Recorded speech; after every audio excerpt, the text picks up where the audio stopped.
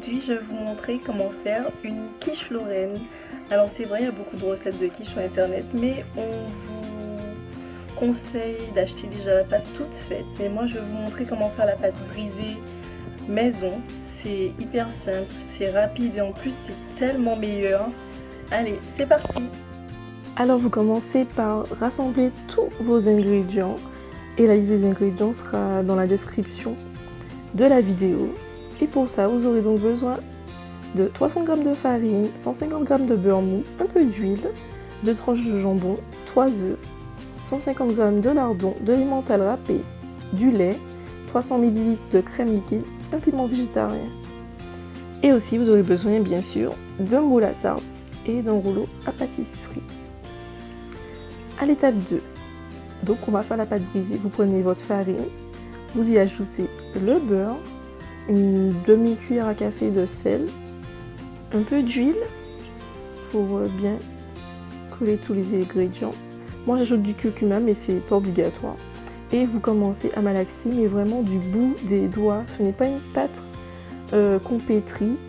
Il faut la rendre sableuse, voilà. Donc vous la rendez un peu sableuse comme ça avant d'ajouter l'eau. Une fois que c'est sableux, vous rajoutez l'eau au fur et à mesure. Ne rajoutez pas trop d'un coup. Donc vous rajoutez au fur et à mesure pour former une boule. Le but n'est pas, encore une fois, de pétrir la pâte, mais vraiment de rassembler tous les ingrédients pour former une boule. Voilà.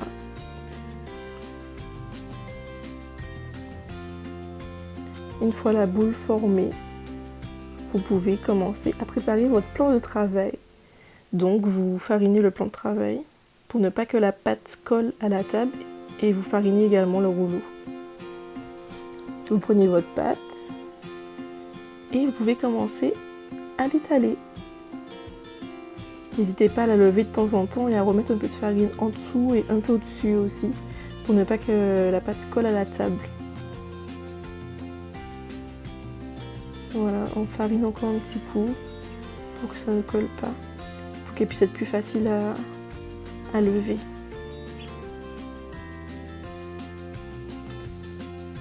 Donc vous l'étalez assez finement, hein, pas trop épais. Et vous prenez votre moule. Donc vous enroulez la pâte autour du rouleau en ajoutant de la farine un petit peu pour ne pas que la pâte se colle à elle-même. Et vous enroulez. Vous prenez le moule et vous la placez dans le moule. Une fois que c'est fait, rabattez les bords de la pâte pour chasser tout l'air. Chassez tout l'air qu'il y a dedans parce qu'on va faire une pré-cuisson et il ne faudra pas qu'il reste de l'air en dessous pour ne pas que ça fasse la pâte monter au milieu. Vous enlevez avec le rouleau le reste de la pâte. Et tous les trous, vous pouvez les rafistoler avec le reste de la pâte.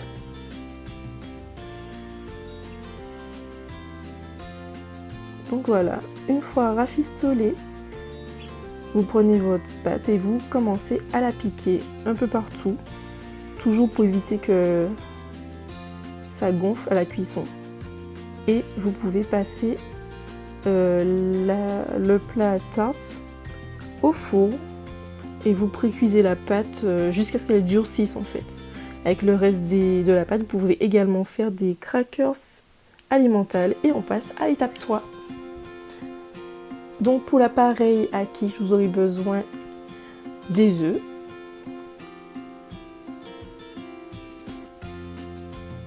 Donc les 3 œufs que vous mélangez bien comme une omelette et vous pouvez rajouter la crème. Et aussi le lait.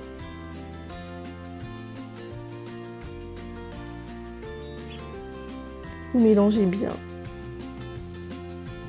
Et vous rajoutez les épices que vous voulez. Moi j'ai rajouté curcuma et poivre et un peu de sel. Ensuite, vous prenez votre jambon, vous le coupez. Vous prenez une poêle, vous mettez le lardon, le jambon et moi j'ai mis un piment végétarien aussi avec. Vous pouvez mettre de l'oignon si vous voulez. Vous faites cuire tout ça jusqu'à ce que ça sèche pour éviter que ça dégorge dans la pâte. Et voilà, une fois cuit. Donc une fois que votre pâte a durci au four, vous la récupérez et vous y placez les lardons et le jambon préalablement cuit. Et vous pouvez verser l'appareil à quiche délicatement pour ne pas trop déplacer. Et voilà, vous ajoutez l'emmental et c'est prêt à aller au four.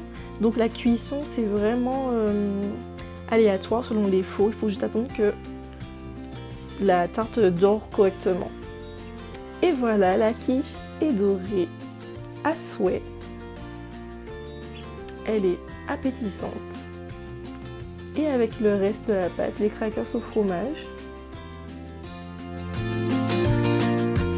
Je vous sers donc une part de quiche. Et je vous souhaite une bonne dégustation. Et je vous dis à la prochaine!